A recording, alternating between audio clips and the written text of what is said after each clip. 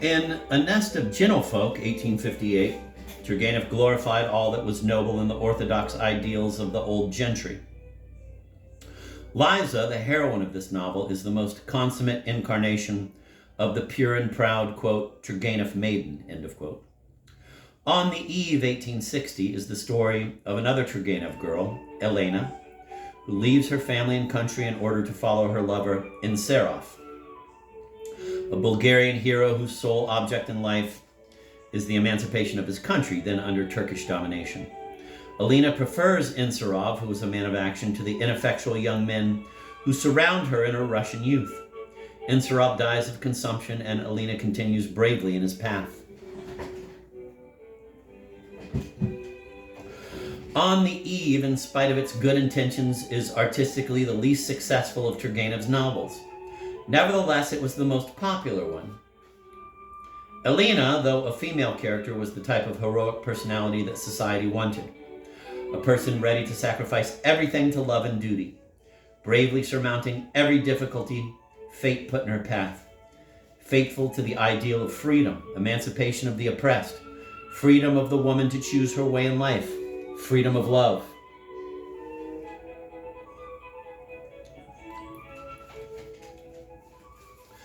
After showing the moral defeat of the idealists of the 1840s, after making his only male active hero a Bulgarian, Turgenev was reproached for not having created a single positive active type of a Russian male. This he tried to do in Fathers and Sons, 1862. In it, Turgenev pictures the moral conflict between the good-meaning, ineffectual, and weak people of the 1840s and the new, strong, revolutionary generation of the nihilistic youth. Bazarov, the representative of this younger generation, is aggressively materialistic. For him exists neither religion nor any aesthetic or moral values. He believes in nothing but frogs, meaning nothing but the results of his own practical scientific experience. He knows neither pity nor shame, and he is par excellence the active man. Though Turgenev rather admired Bazarov, the radicals whom he thought he was flattering in the face of this strong, active young man were indignant at the portrait and saw in Bazarov only a caricature drawn to please their opponents. Turgenev, it was declared, was a finished man who had expended all his talent. Turgenev was dumbfounded. From the darling of the progressive society, he suddenly saw himself transformed into a sort of detestable bogey. Turgenev was a very vain man. Not only fame, but the outward marks of fame meant a lot to him. He was deeply offended and disappointed. He was abroad at the time and remained abroad for the rest of his life, making but rare short visits to Russia. His next piece of writing was a fragment, Enough, in which he declared his decision to give up literature. In spite of this, he wrote 2 more novels and continued writing to the end of his life. Of these last 2 novels, in Smoke, he expressed his bitterness against all classes of Russian society, and in Virgin Soil, he tried to show different types of Russians confronted with the social movement of their time, the 1870s. On one hand, we have the revolutionaries trying hard to get in touch with the people. One, the Hamlet-like hesitations of the hero of the novel, Nezhdanov, cultured, refined, with a secret yearning for poetry and romance, but devoid of all sense of humor, like most of Turgenev's positive types. Moreover, weak and hampered in everything by a morbid sense of inferiority and his own uselessness. 2, Mariana, the pure, true, austerely naive girl, ready to die there and then for the, quote, cause, end of quote. 3, Solomon, the strong, silent man. 4, Markelov, the honest blockhead. On the other side, we find the sham liberals and frank reactionaries, such as Sipiagin and Kolomeitsev. It is a very tame affair, this novel, with the author's fine talent struggling and just failing to keep alive the characters and the plot he had selected, not so much because his art urged him, but rather because he was eager to air his own views upon the political problems of his day.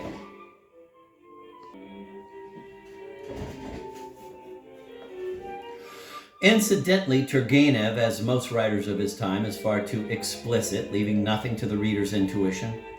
suggesting and then ponderously explaining what the suggestion was. The labored epilogues of his novels and long short stories are painfully artificial, the author doing his best to satisfy fully the reader's curiosity regarding the respective destinies of the characters in a manner that can hardly be called artistic.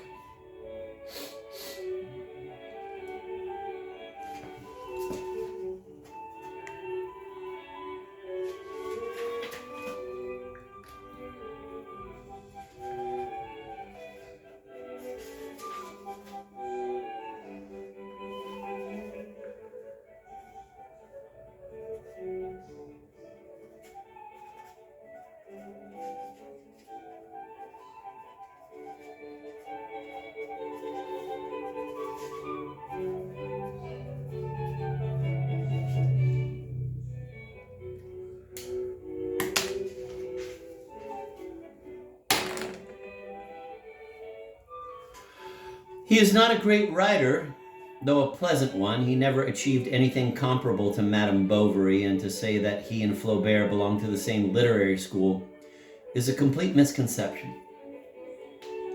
Neither Turgenev's readiness to tackle any social problem that happened to be a la mode, nor the banal handling of plots always taking the easiest way, can be likened to Flaubert's severe art.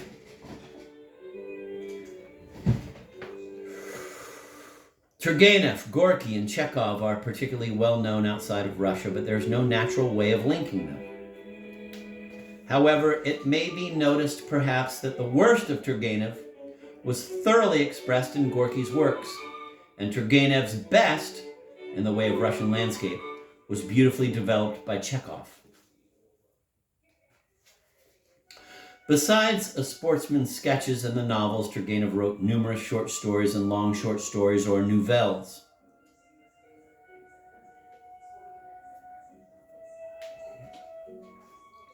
The early ones are devoid of any special originality or literary quality. Some of the later are quite remarkable.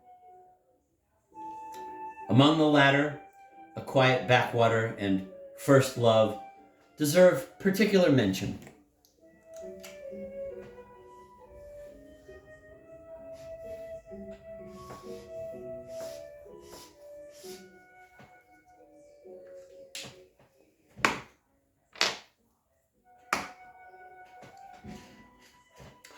Turgenev's personal life was not very happy. The only true love of his life was for the famous singer. Turgenev's personal life was not very happy. The only true love of his life was for the famous singer, Madame Pauline Viardot Garcia. She was happily married. Turgenev was on friendly terms with her family. He had no hope of personal happiness, but nevertheless, he devoted all his life to her, lived whenever possible in their vicinity, gave a dower to her 2 daughters when they got married. In general, he was much happier living abroad than in Russia. There, no radical critics gnawed the life out of him with their vigorous attacks. He was on friendly terms with Mérimée and Flaubert. His books were translated into French and German.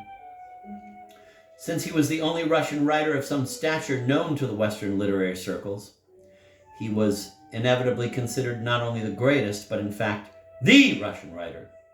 And Turgenev basked in the sun and felt happy. He impressed foreigners with his charm and graceful manners, but in his encounters with Russian writers and critics, he at once felt self-conscious and arrogant. He had had quarrels with Tolstoy, Dostoevsky, and Nekrasov. Of Tolstoy, he was jealous, though at the same time he greatly admired his genius. In 1871, the Viardots settled down in Paris, and so did Turgenev. In spite of his faithful passion for Madame Viardot, he felt lonely and lacked the comforts of a family of his own. He complained in letters to friends of lonesomeness. His, quote, cold old age, end of quote, his spiritual frustration. Sometimes Turgenev longed to be back in Russia, but he lacked the willpower to make such a drastic change in his life routine. A lack of willpower had always been his weak point. He never had the stamina to stand up under the attacks of Russian critics who, after the publication of Fathers and Sons, never ceased being prejudiced against his new publications. However, In spite of the hostility of the critics, Turgenev was extremely popular with the Russian reading public. The readers liked his books. His novels were popular even as late as the beginning of this century, and the humane, liberal feelings he professed attracted the public to him, especially the younger part of it. In 1883, he died at Bougival, near Paris, but his body was brought to Petersburg. Thousands of people followed his coffin to the cemetery. Delegations had been sent by numerous societies, towns, universities, etc. Countless wreaths had been received. The funeral procession was almost 2 miles long. Thus, the Russian reading public gave a final demonstration of the love it bore Turgenev during his life.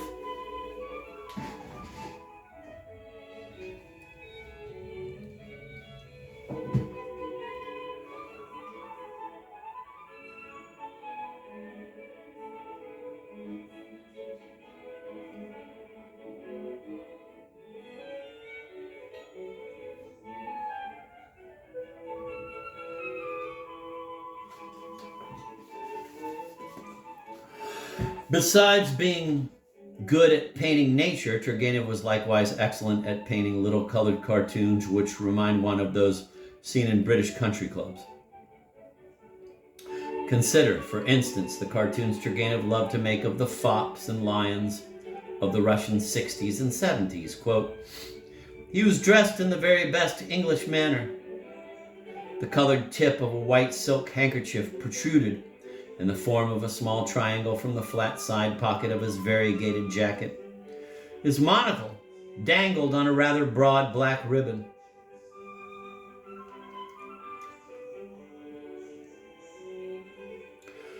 The dead tint of his suede gloves matched the pale gray of his check trousers. Then, too, Turgenev was the first Russian writer to notice the effect of broken sunlight, or the special combination of shade and light upon the appearance of people.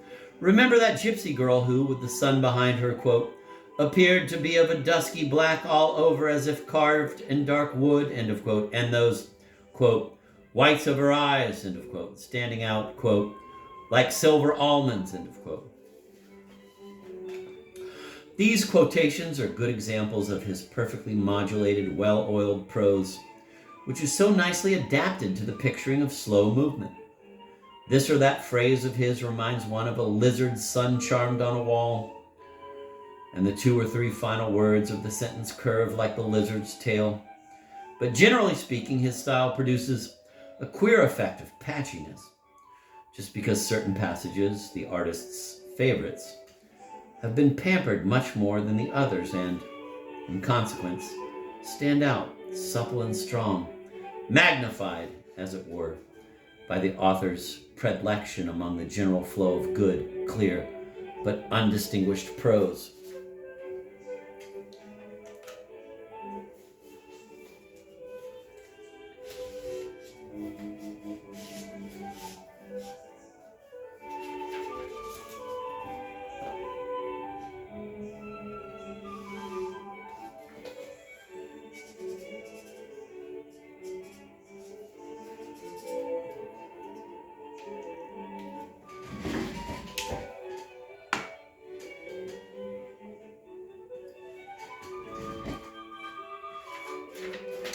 I'm going to reread that. But generally speaking, his style produces a queer effect of patchiness, just because certain passages, the artist's favorites, have been pampered much more than the others and, in consequence, stand out, supple and strong, magnified, as it were, by the author's predilection among the general flow of good, clear, but undistinguished prose. It's fucking so good.